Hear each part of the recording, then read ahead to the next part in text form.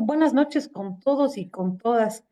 Es un gusto y siempre un placer compartir con Latin Juris en los diferentes espacios que ha sido más bien quien nos ha impulsado y nos genera el conocimiento y en compartir esa necesidad ávida de día a día ir creciendo en nuestro conocimiento. A mí me ha tocado el día de hoy hablar sobre los procedimientos expeditos en violencia intrafamiliar. Yo quiero que tengan presente lo siguiente. El tema de violencia intrafamiliar se ha dado mayor importancia a raíz ya de la década de los 80, 90, en donde en nuestro país se empieza ya a dar una preocupación en sí por los índices y aumentos desmesurados, lastimosamente, de lo que es la violencia intrafamiliar.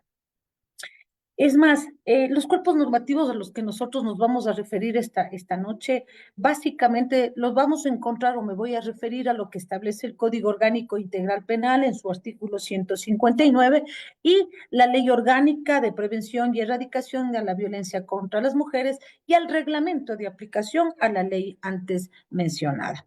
Hay que tomar en consideración lo siguiente. Si bien es cierto, tenemos estos cuerpos normativos, en nuestro país esta importancia para erradicar la violencia contra la mujer y miembros del núcleo familiar no solamente se incorpora en el Código Orgánico Integral Penal, sino que buscó la necesidad de implementar otro tipo, otro cuerpo orgánico que permita, lógicamente, describir otros tipos de violencia que se han venido dando y que también no solamente deben ser considerados delitos, sino también que son contravenciones. Así tenemos, por ejemplo, estimados compañeros y compañeras que estamos en esta charla, que todos estos cuerpos normativos que tomó, por ejemplo, esta Ley Orgánica de Prevención y Erradicación a la Violencia, tomó como base no solamente la Convención Belo de Pará, sino también aquella Convención sobre la eliminación de todas las formas de violencia que se ejercen contra la mujer y miembros del núcleo familiar, y también esta Convención Interamericana para prevenir, sancionar y erradicar la violencia contra la mujer. Cuando decimos de estas normativas, estas son resultados de una lucha constante de grupos de mujeres feministas, que han defendido no solamente la posición de la mujer, sino también de todos los miembros del núcleo familiar. En el Código Orgánico Integral Penal, si nosotros vemos a partir del artículo 155, vamos a darnos cuenta que ahí describe la serie de grupos contra quienes o quienes se consideran como miembros del núcleo familiar. Y, por ejemplo, vamos a ver en el artículo 155 grupos de personas tales como el tema del cónyuge, el conviviente en unión libre, la conviviente o el conviviente en unión de hecho, el novio, ojo, el novio, la familia, cuando hablamos del parentesco hasta el segundo grado de consanguinidad, ascendientes y descendientes. Y además de ello, en el código encontramos también básicamente descrito tres tipos de violencia en el Código Orgánico Integral Penal. Violencia física, violencia psicológica y violencia sexual. Lo que sí hace el Código Orgánico Integral Penal, en todo caso, al describir en los artículos 156, 157 y 158, es establecer qué es la violencia física, que noten ustedes que la violencia física no solamente puede ser considerada contravención, sino que también un delito. De igual manera, en la violencia psicológica, que la misma será contravencional y también será considerada delito, y lo que es violencia sexual es netamente considerado un delito. Cuando vemos, en cambio, en la ley orgánica de prevención y erradicación a la violencia contra la mujer y miembros del núcleo familiar, en cambio, esta norma es más amplia al describir otro tipo de violencia.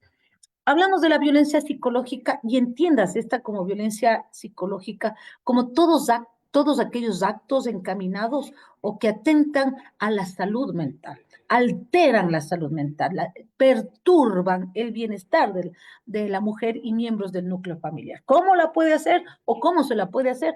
Lógica, hay varios mecanismos: chantaje, manipulación, coerción, amedrentar a la mujer o miembros del núcleo familiar. Habla también de la violencia física, que son todos aquellos actos que atentan a la integridad corporal, en este caso a la salud corporal. En cuanto también esta norma orgánica de prevención habla de la violencia sexual y que no solamente se habla de de las distintas prácticas sexuales, sino también del hecho de la salud reproductiva. Al hablar de la violencia económica y patrimonial, básicamente se refiere al control y al ejercicio de los recursos económicos con los que cuenta una mujer o miembros del núcleo familiar. Por poner un ejemplo, el control del sueldo. Por poner otro ejemplo, también el hecho de sustraerse bienes de propiedad de la mujer o miembros del núcleo familiar. La violencia simbólica, que muchos de nosotros hemos ido descubriendo cómo la serie de comerciales andan encaminados, o ciertos mensajes publicitarios andan encaminados a establecer ciertos estereotipos que explícitamente o direccionadamente deben cumplir o debemos cumplir nosotros las mujeres. Por ejemplo, siempre hemos visto o, en distintos medios de comunicación hemos visto, ¿no? Y, por ejemplo, que por el Día de la Madre todas las doras salen a relucir, ¿no? Regale a la mamá la batidora, regale a mamá la lavadora, etcétera, etcétera. Eso constituye una violencia simbólica. Cuando hablamos de la violencia política, que en muchos de los espacios lastimosamente se están dando, es el hecho de subestimar a una mujer para que no, o le creen que no podemos desempeñar ciertos cargos, ciertas direcciones, ciertos puestos, por ejemplo, ¿sí? Que eso, al subestimar, también constituye una violencia, ¿sí? Y eso lo podemos ejercer y denunciar en los espacios que yo a continuación les voy a ir explicando. Cuando hablamos en este caso también del tema de violencia ginecobstétrica, recuerden aquí que hablar de violencia ginecobstétrica, esta netamente ya viene por el lado del médico, del ginecólogo, del obstetra, en la cual puede ejercer la violencia mediante la insinuación y la obligación de establecer, por poner un ejemplo, cuando uno está en estado de gestación, ¿sí? La madre dice, doctor, estoy en la posibilidad de cómo se está desarrollando la criatura, dice, sí, está bien como para un parto normal, pero no, ¿sabes qué? Más bien hagamos el parto cesárea, es más recomendable, etcétera, pero al hablar del más recomendable es por el aspecto económico, no por parte a veces del tema de salud de la madre o en este caso de la criatura que está por nacer. Entonces, vemos que en esta ley orgánica de prevención y erradicación a la violencia se detallan otros tipos de violencia que no se encuentran en nuestro Código Orgánico Integral Penal. Ahora, cuando nos referimos a esta ley orgánica, en esta ley orgánica, que, insisto, fue publicada y entra en vigencia en el 2018, básicamente habla de estas medidas que tienden a proteger y que son de carácter administrativa. ¿Y qué nos dice esta ley? En este caso, que cuenta con su reglamento. En el reglamento nos dice, miren, las autoridades competentes ante quienes ustedes pueden acudir cuando exista violencia, sea psicológica, sea sexual, sea, perdón, patrimonial, etcétera, etcétera. Y de manera administrativa ustedes pueden ir. Tenientes políticos, juntas cantonales de protección de derechos, ¿sí? Ustedes, inclusive en aquellos cantones donde hay comisarios de policía, pueden ustedes acudir. Pero en estos casos, cuando se acude o se quiere obtener estas medidas de carácter administrativa, hay que presentar una denuncia ante estas autoridades. Pero la denuncia no necesariamente requiere de las ciertas formalidades que nos pide el Código Orgánico Integral Penal, porque lo que se busca es dictar medidas de carácter administrativo que busquen prevenir o cesar la violencia contra la mujer o miembros del núcleo familiar. Y estas denuncias pueden ser de carácter verbal o pueden ser de carácter escrito. ¿Qué pasa si es verbal? Es decir, si va una mujer a una junta de protección de derechos y cuenta que está siendo víctima de una violación a sus derechos, ya sea en el ámbito patrimonial, ya sea en el ámbito psicológico, en el ámbito físico, en este caso, quienes recepten o quienes atiendan en la Junta Cantonal tienen la obligación de transcribir, ¿sí? lo que está contando esta víctima, ¿sí? Una vez que pasa aquello, ya sea con junta cantonal, ya sea con teniente político, ya sea con comisario, esta ley y este reglamento claramente señalan que una vez receptada la denuncia, estas autoridades tienen la obligación de ya de dictar estas medidas, pero sin embargo, tienen la obligación de remitir este expedientillo a los jueces de la unidad contra la violencia a la mujer y miembros del núcleo familiar del cantón en el cual se encuentran. Porque es este juez quien debe o esta jueza quien puede ratificar, ¿sí?, las medidas que dispusieran estos organismos administrativos, pueden revocar, ¿sí?, o pueden en este caso modificar, ¿sí? Una vez que ya el juez, en este caso, notara, por ejemplo, que si es un asunto de carácter contravencional, por ejemplo, violencia física, cuando hablamos que una violencia física, es decir, cuando hablamos que un acto o conducta que atenta a la salud corporal se considera una contravención. Se considera contravención cuando la incapacidad para hacer actividades normales, cotidianas, estas lesiones, ¿sí?, le generaron esa incapacidad. Lesiones, recuerden ustedes que al hablar de lesiones es un tipo penal, ¿sí?, mediante el cual se describe que atenta a la salud corporal. ¿Cómo yo puedo generar lesiones en contra de la mujer o miembros del núcleo familiar o en general? El tipo de tipo penal lesiones, ¿en qué consiste? Ese tipo penal lesiones yo puedo ocasionar mediante golpes, lo puedo ocasionar mediante las heridas o también lo puedo ocasionar mediante la administración de sustancias que causan daño a la salud mental. ¿Cuál es la clave aquí? En todo caso, para saber si esta conducta que acabo de describir o que se encuentra descrita en el artículo 152 del Código Orgánico Integral Penal es una contravención, la clave aquí es el informe o el reconocimiento médico que realice este profesional perito, el cual pueda establecer en sus conclusiones, una vez que haga la valoración médica, dirá se ha causado una lesión, la cual genera una incapacidad no mayor a, qué sé yo, un día, 2 días, 3 días. Ahí hablamos de un asunto de carácter contravencional, ¿sí?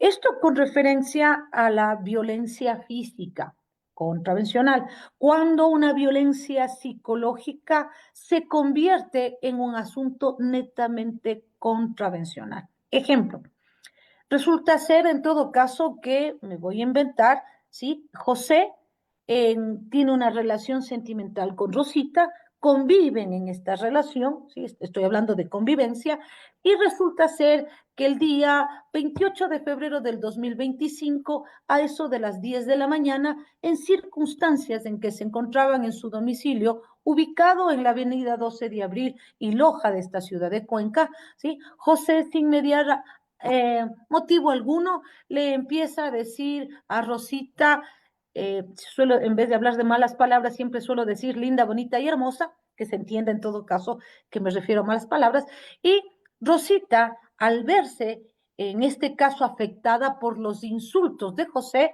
¿sí?, va y acude a la unidad de acogida con la que cuenta la unidad de violencia contra la mujer y miembros del núcleo familiar, y ahí presenta su denuncia. Esta persona que le acoge en esta unidad tiene la obligación, como les decía hace rato, ella pone una denuncia verbal, pero él tiene la obligación de transcribirla aquí. Pero noten ustedes, ¿por qué se hace contravencional? Porque Rosita comenta de que el día 28 de febrero del 2025, a eso de las 10 de la mañana, en circunstancias en que se encontraban al interior de su domicilio ubicado en la avenida 12 de Abril y Loja, José le empezó a decir linda, bonita y hermosa sin mediar motivo alguno. Ahí es una contravención. ¿A diferencia de qué? Que si Rosita hubiese dicho en su denuncia, estoy conviviendo con José, quien desde el inicio de la relación sentimental siempre me ha insultado, siempre me ha gritado, siempre me ha dicho linda, bonita y hermosa, siempre, ¿sí?, me ha emitido improperios. Nótense ustedes que es una narración continua de actos que pueden no generar un daño leve, sino un daño grave en la salud emocional o en la salud mental de Rosita. Entonces ahí, por ejemplo, si llega con esos textos, el juez de violencia, quien concede medidas, remitirá a fiscalía para que sea el fiscal quien inicie el trámite porque estamos frente a un presunto delito de violencia psicológica. Les decía hace rato que al hablar de violencia sexual, que son todos aquellos actos que atentan a la salud sexual y a la salud reproductiva, siempre serán considerados delitos, más no contravenciones. Eso hay que tener sumamente claro en esas diferenciaciones. En el tema de la violencia, eh, me voy por el lado de la violencia política. Por favor, cuando hablamos de violencia política, nosotros nos tenemos que centrar que al momento de narrar la denuncia, tenemos que detallar o explicar a la autoridad cuáles son los actos que me han generado a mí que se considera violencia política, ¿sí? Porque muchas de las veces se narran hechos de que nada tienen que ver, que nada tienen que ver con esta violencia política, porque ustedes tienen que tener claro que, por ejemplo, insisto, en el caso de violencia política es la subestimación, ¿sí? De que una mujer no pueda cumplir con tal o cual dirección, con tal o cual cargo al cual se le ha dado. ¿Sí? Eso entiéndase por aquello. También en el asunto de contravenciones también hay que tener sumamente claro, ¿sí? Que la única autoridad competente en el ámbito judicial va a ser un juez contra la violencia a la mujer y miembros del núcleo familiar. Quiero que tengan sumamente claro estos aspectos porque cuando nos referimos a medidas administrativas, por ende, hay autoridades administrativas. Cuando referimos a medidas judiciales, nos vamos a referir al juez y, por ende, nuestro Código Orgánico Integral Penal, en su artículo 156, 157, 158, 159, serán la base por la cual fundamentaremos nuestra denuncia. Y recuerden ustedes, que las únicas autoridades competentes para aplicar, disponer o imponer medidas, en este caso, es el juez. Lo que hacen las autoridades, en este caso de carácter administrativo, emiten, pero estas tienen, insisto, como les decía hace rato, ser revocadas, ser ratificadas o ser modificadas, ¿sí? La ley orgánica de prevención para erradicar la violencia contra la mujer y miembros del núcleo familiar, voy a dar una opinión muy personal, fue creada en un ambiente en el cual lo que buscaba es erradicar esa violencia. Pero lastimosamente este instrumento ha sido mal utilizado en algunas circunstancias. ¿Sí? ¿Por qué razón? Porque me voy a inventar este rato que yo a Damián lo conozco muchos años atrás, resulta que viene a la ciudad de Cuenca, me encuentro con él, ¿sí? Y como dicen los chicos, de cargosa voy al día siguiente a Junta Cantonal y le presento la denuncia a Damián.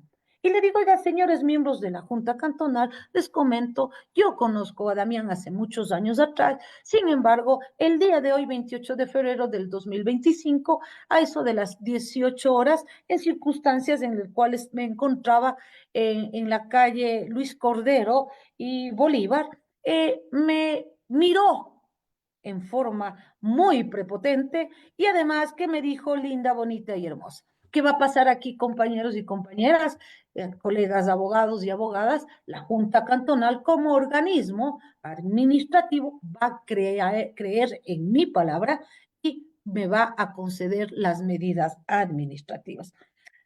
Sin embargo, insisto, ellos tendrán la obligación, no es que tendrán, tienen la obligación de remitir el expediente a juzgado de violencia y el juez, por regla general, lastimosamente, tengo que decirlo así, va a ratificar las medidas que dio. ¿Cómo va a saber Damián de esto?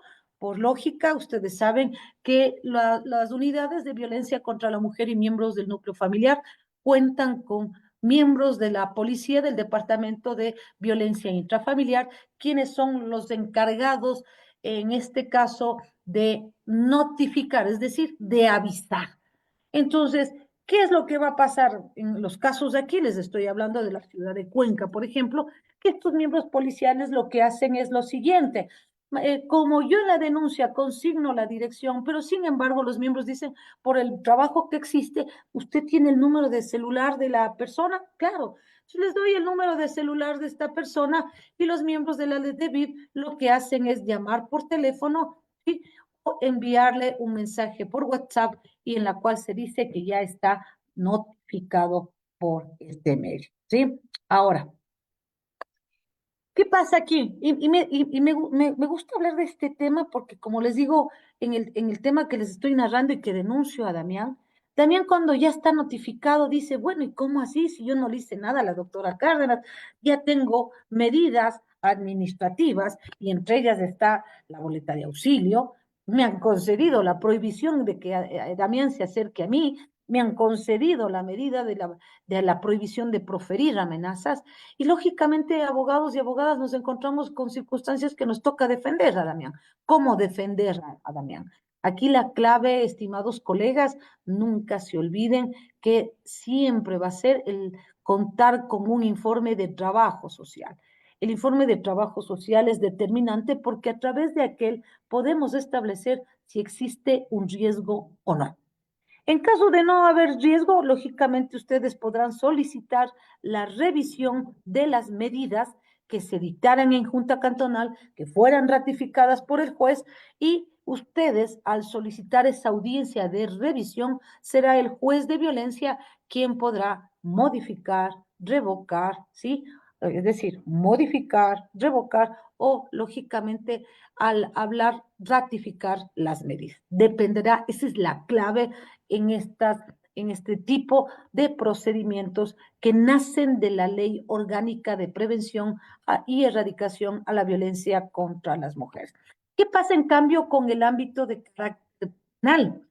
Cuando hablamos de la violencia física, en la cual nos está haciendo referencia en nuestro Código Orgánico Integral Penal, nos vamos a tener que remitir a lo que establece el artículo 642 del Código Orgánico Integral Penal, en el cual ya describe o lo no tipifica, sino que habla del procedimiento expedito.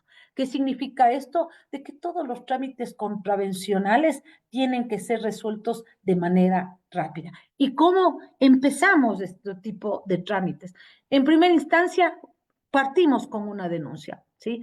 No se olviden, estimados colegas, que la denuncia puede ser presentada de forma verbal o de forma escrita.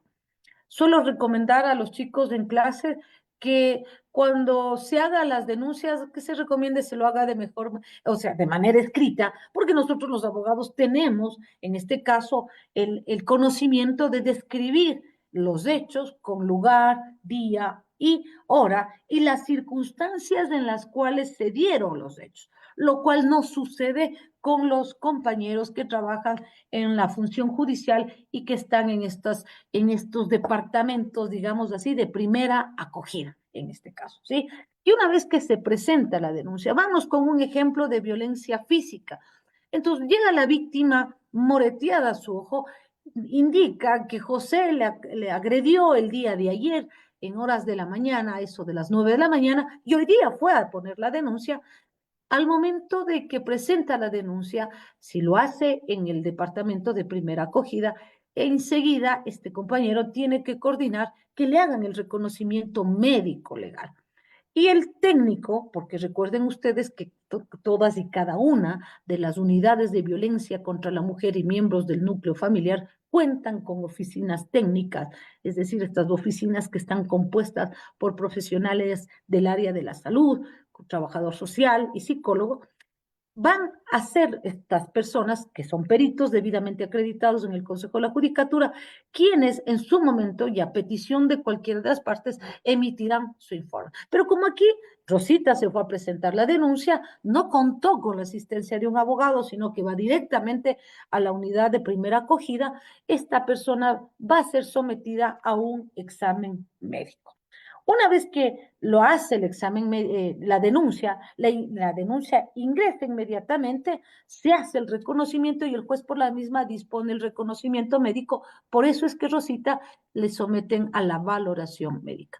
Una vez que se hace esta valoración, lógicamente el juez ya dicta las medidas de protección o de amparo que están contempladas en el artículo 558 del Código Orgánico Integral Penal.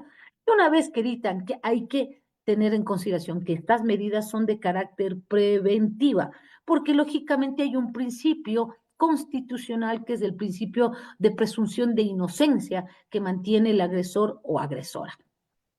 Entonces, una vez que ya dictan estas medidas de amparo o protección de carácter preventivas, como hay que garantizar el derecho a la defensa, el derecho a la contradicción y esta presunción de inocencia, el juez dispone la notificación al denunciado. Una vez notificado el denunciado a través del Departamento de Violencia Intrafamiliar, lógicamente tiene dos opciones. Una, comparecer dentro del proceso o no comparecer. Al momento de comparecer, lógicamente, señalará si es verdad o es mentira lo que se ha dicho, pero básicamente lo que tendrá que hacer es señalar la casilla judicial y la autorización a su defensa. Una vez que nosotros como jueces de violencia aceptamos el escrito de comparecencia del agresor, por lógica, como nos señala el artículo 642, se tendrá que convocar a una audiencia de juzgamiento. Y aquí viene la clave, y que no hay que perder el norte en este tipo de procesos, porque una vez que se señala el día y hora para la audiencia de juzgamiento, nosotros como abogados y abogadas de la parte, ya sea denunciante o ya sea denunciada, tenemos ya la obligación de anunciar los medios probatorios con los cuales nosotros justificaremos el hecho fáctico de nuestra denuncia o el hecho fáctico o de nuestra, en esta comparecencia o contestación, pues en nuestra calidad de denunciados. No olviden que es hasta 3 días antes de que se lleve a cabo la audiencia de juzgamiento que culmina la etapa de anuncio de prueba. Es decir, cuando comienza desde el día siguiente de la notificación con la convocatoria de audiencia a juzgamiento y culmina 3 días antes de la audiencia de juzgamiento. ¿Cuáles son las pruebas que podemos evacuar o solicitar dentro de esta etapa de anuncio de prueba que llevamos a cabo en este procedimiento expedito? Por lógica, nos vamos a poner en los dos lados, en el lado de denunciante. Si estamos frente a un caso de violencia física, jamás olvidar el anunciar el informe médico, pero peor, no dejar de lado que ese informe médico tiene que ser sustentado por el perito que elaboró este informe. Entonces, lógicamente, señor juez, cuéntese con el informe médico y solicito se le notifique al médico miembro de la oficina técnica quien deberá comparecer el día de la audiencia de juzgamiento, efectos que sustente su informe. Entonces, esa es la clave, porque a la final en materia penal nunca nos debemos de olvidar de que tenemos que justificar el nexo causal. En este caso, que comprende, como todos sabemos, es la materialidad de la infracción y la responsabilidad en dicha infracción. Listo. Entonces ya empezamos, como es una contravención de carácter físico, y empezamos que la clave aquí es el examen médico. Y estamos justificando la materialidad. Pero vamos con la responsabilidad. Para aquello, lógicamente, vamos con el resto de anuncio de prueba, en la cual básicamente estaremos hablando de una prueba ya sea testimonial y la prueba mediante, en este caso, la intervención de la oficina técnica de los juzgados. ¿Quién es el profesional que nos podría estar ayudando, lógicamente, aparte del médico, para sustentar nuestro hecho fáctico? Trabajo social. Cuando se pida la intervención de un miembro de trabajo social, de un perito en trabajo social, recuerden ustedes que los profesionales del trabajo social realizan sus investigaciones, realizan sus entrevistas. Entonces, a nosotros lo que nos interesa como abogados o abogadas, ya sea de la parte denunciante o ya sea de la parte denunciada, es que este profesional de trabajo social tiene que informar tanto el ámbito familiar como el ámbito social y el ámbito laboral. ¿Por qué razón? Porque si hablamos de una violencia física, el ámbito familiar está alterado, ¿sí? Y entonces el trabajador social va obligatoriamente, eso es lo que tienen que solicitar, que los trabajadores sociales acudan al hogar, que hay que diferenciar de lo que es la familia, ¿sí? Porque la familia sabemos que es un conjunto de personas que están unidas por lazos legales, por lazos consanguíneos, e incluso de la Constitución o las nuevas tendencias dice por lazos afectivos. Pero el hogar, cuando hablamos de hogar, en cambio es el espacio físico donde se desenvuelve la familia. Entonces, el trabajador social tiene que ir a hacer una visita in situ, ir a la casa donde vive la denunciante o donde vive el denunciado, ¿sí? Y ahí a través de las metodologías de la entrevista, a través de la bibliografía, a través de la observación, él va a permitir, lógicamente, transmitir la información al juez, a la autoridad competente. Además de ello, lógicamente, el perito en psicología proporcionará información a través de los métodos que utilizan, los test aplicables, pero dará la información de una afectación, en este caso, producto de esta agresión física.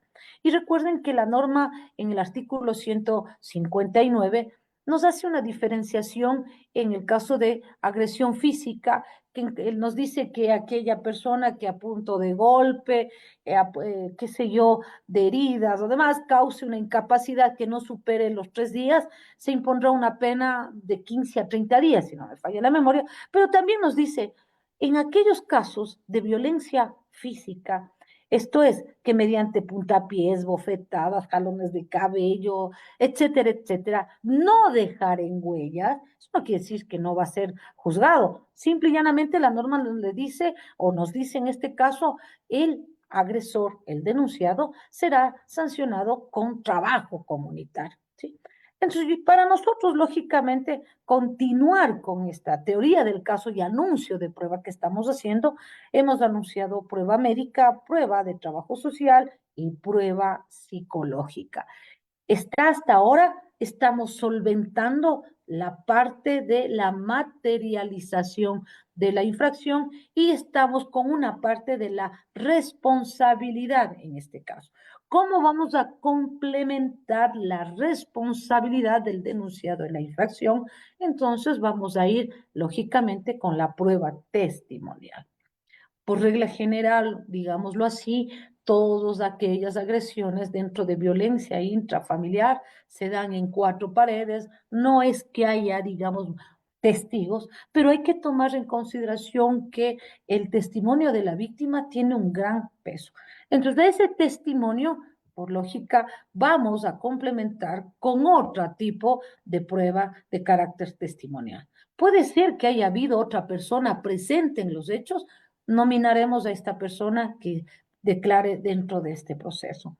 Doctora, ¿qué posibilidades hay de que se presenten como testigos a los hijos, en todo caso, de don José?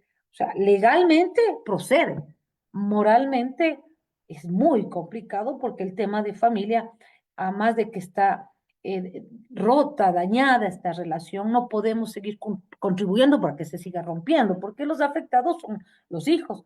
Pero ojalá hubiera la posibilidad de evitar que los hijos comparezcan dentro de un proceso, porque el rato que declaren a favor de papá, lógicamente habrá un sentimiento por parte de mamá, o el rato que declaren a favor de mamá, papá tendrá una forma de reacción o de sentimiento hacia los hijos.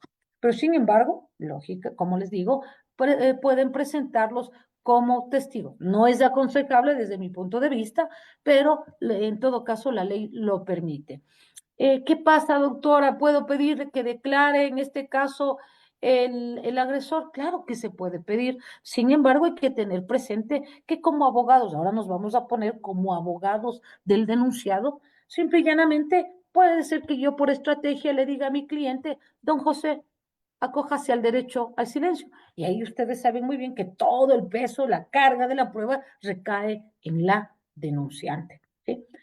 Cuando se lleva ya a cabo la convocatoria, o más bien dicho, llega el día y hora de la audiencia de juzgamiento, ahí es donde ambas partes que anunciaron esa prueba están llamadas y obligadas a evacuar la prueba.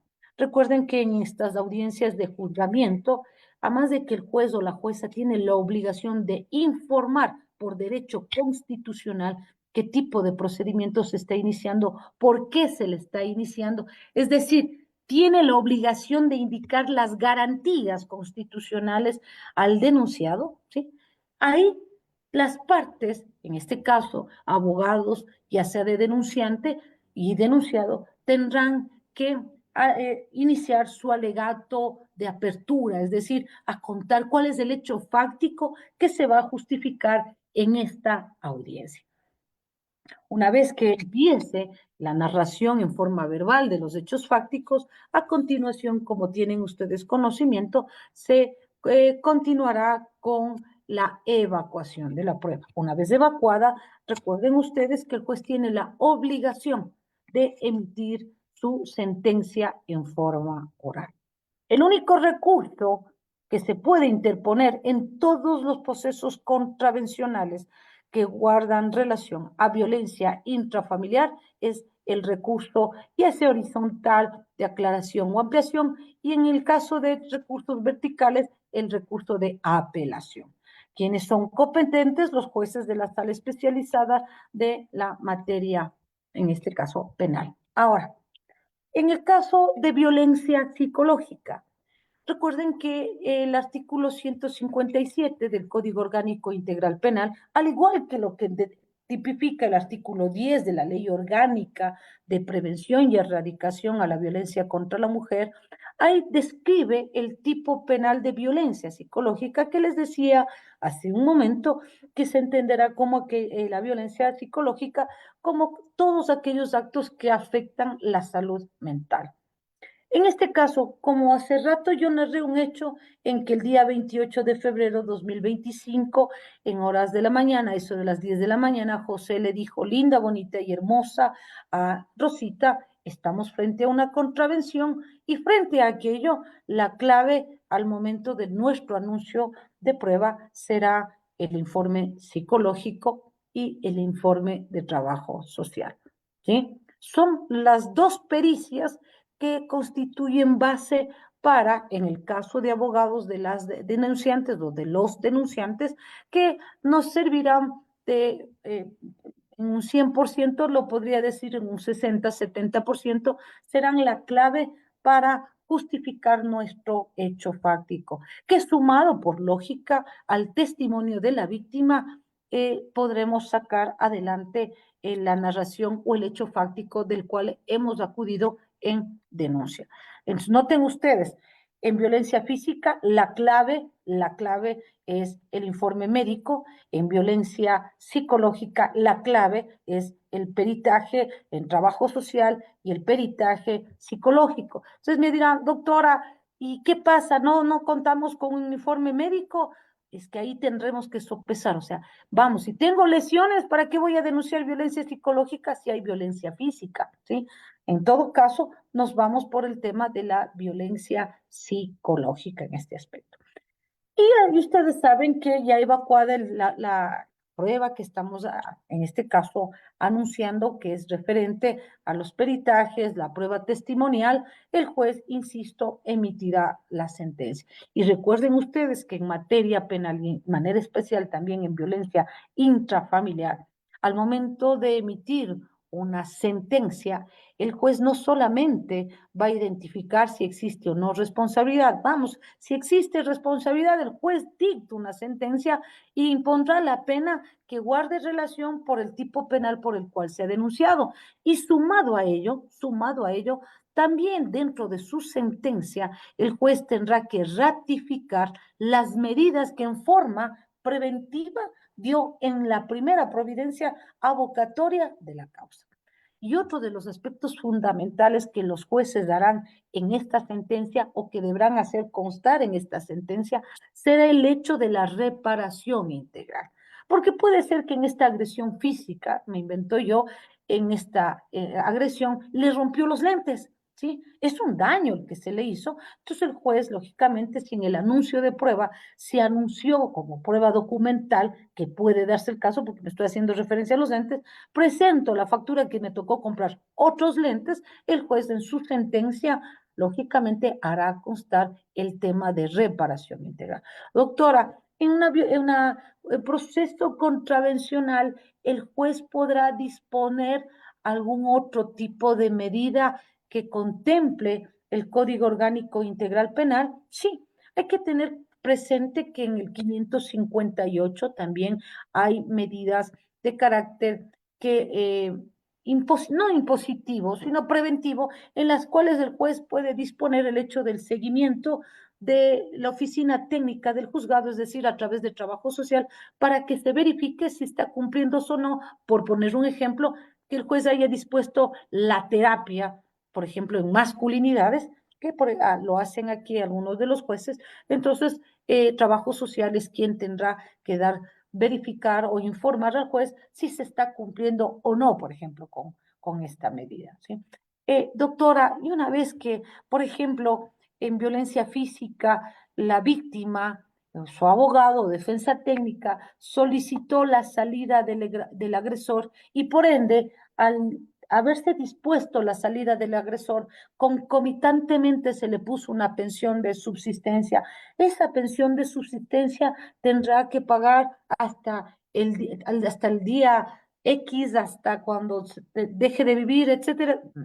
No se olviden que las medidas en violencia intrafamiliar tienen una finalidad, es prevenir, erradicar y eliminar el maltrato. Pero si ya terminó esta relación y José se fue a vivir en Quito, por poner ejemplo, o la Rosita es quien se fue del país, o la Rosita es quien se fue, se cambió de ciudad, lógicamente y que José hizo se hizo de otra relación, lógicamente es que esta medida tiene que ser revisada. Y en este aspecto, insisto, la clave para una revisión de medidas en el ámbito de violencia intrafamiliar es que debemos contar con un informe de trabajo social. El informe, insisto, establecerá si existe riesgo o no entre José y Rosita. Y lógico, aquí en el informe de trabajo social, si Rosita está en Estados Unidos o Rosita está en Quito, en Tulcán y José está en Cuenca, no hay contacto. Por lógica, el juez les va a dar paso para la revisión de medidas en la cual estará el hecho de dejar sin efecto la pensión de subsistencia, por poner un ejemplo aquí. ¿Sí? Doctora, ¿y el regreso del agresor? O sea, ya no hay sentido para pedir el regreso del agresor de demás.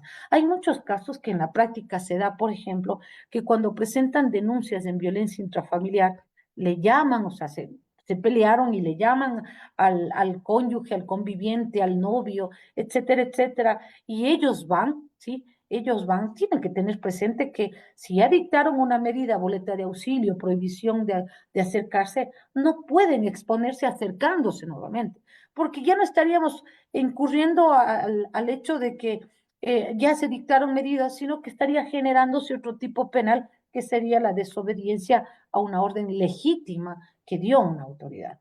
Entonces, solamente eso les pido que tengan presente que toda medida de amparo o de protección que se dicta en violencia intrafamiliar es susceptible de revisión. ¿Quién es la autoridad competente? Un juez de la unidad de violencia contra la mujer y miembros del núcleo familiar. En el caso de apelación, como ya dictó la sentencia el juez en la parte contravencional, física, psicológica, patrimonial, la sala convocará a la audiencia respectiva, aquí ya no se anuncia prueba, porque básicamente en segunda instancia lo que hacen los jueces es revisar en base al actuado y convocarán a una audiencia oral de fundamentación en todo caso del recurso. ¿Esto qué quiere decir? que en el caso que ya dicta, más bien en este caso que ya dicta el juez la sentencia en primera instancia, al momento que yo interpongo el recurso de apelación, no es que tengo que obligatoriamente fundamentar, simple y llanamente digo, oiga, señor juez, no estoy de acuerdo con su sentencia e interpongo el recurso de apelación. También puedo interponer el recurso de nulidad, puede ser que se haya violentado algunas de las disposiciones del artículo 76 de la Constitución de la República y serán los jueces de la sala que convoquen en la audiencia y resolverán estos dos aspectos. En primera instancia, como ustedes saben, resolverá la nulidad y en segunda resolverán en esta audiencia la apelación. Y como ustedes conocen, los jueces especializados de la sala lo que harán será ratificar, revocar o modificar, de ser el caso, las medidas que el juez ACO o de primera instancia ha dictado en este proceso contravencional o expedito.